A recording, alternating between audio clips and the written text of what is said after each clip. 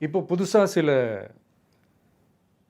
கம்ப்ளைண்ட்ஸ்லாம் வர ஆரம்பிக்குது. அது என்னன்னா, முக்கியமா நம்மளுடைய டிவிகே தோழர்களுக்கு அந்த ஃபார்ம் கிடைக்க மாட்டேங்குது, குடுக்க மாட்டேன்றாங்க அப்படின்ற சில கம்ப்ளைண்ட்ஸ்.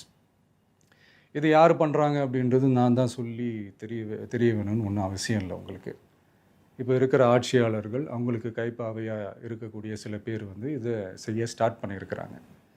அதனால மை டியர் வர்ச்சுவல் வாரியர்ஸ், இத வந்து சாதாரணமா எடுத்துக்காதீங்க. இது எல்லாருக்குமே அந்த ஃபார்ம் போய் ரீச் ஆகணும்.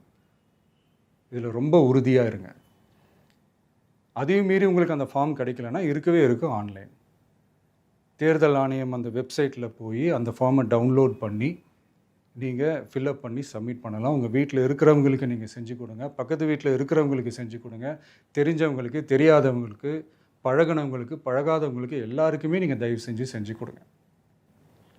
அண்ட் ரொம்ப முக்கியமா, நம்ம ஜென்சி கிட்ஸ், நம்ம ஃபர்ஸ்ட் டைம் வோட்டர்ஸ், நம்ம புது வாக்காளர்கள், நம்ம நண்பா நண்பிகள், அவங்க ரொம்ப கேர்ஃபுல்லா இருக்கணும். நான் ஆல்ரெடி சொன்ன மாரி உங்களுக்கான ஃபார்ம், அந்த ஃபார்ம் நம்பர் 6. அத கரெக்டான டீட்டெயில்ஸோட, கரெக்டான உங்க டாக்குமெண்ட்ஸை வச்சு அதை சப்மிட் பண்ணுங்க. ஏன்னா வரப்போகிற தேர்தலில் நீங்க தான், அந்த ஜென்சி வாக்காளர்கள் தான் மிக முக்கியமான ஒரு ஃபோர்ஸ் அப்படின்றது எல்லாருக்குமே தெரிஞ்ச ஒரு விஷயம்.